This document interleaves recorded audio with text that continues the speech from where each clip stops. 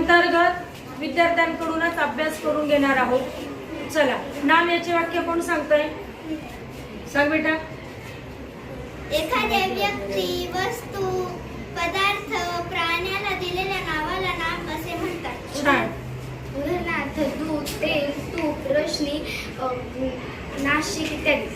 छान, very good. सर्वांसाठी टाळ्या वाजवा. कोण सांगतंय?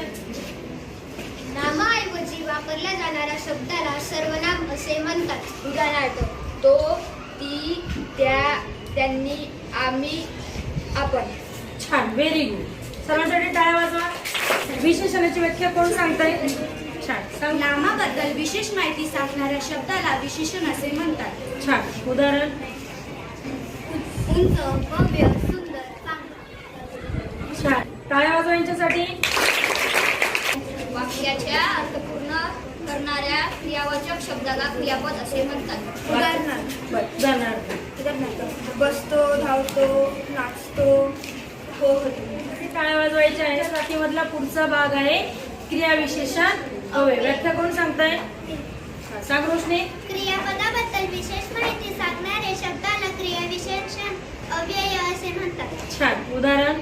उदाहरणार्थ काल, उद्या, सायंकाळी, जवळ, तिकडे तिकडे, संत, सावकाश. छान. हिने पण उदाहरण छान दिलेले. यांच्यासाठी आणि आपल्या सर्वांसाठी टाळ्या वाजवायच्या आहेत.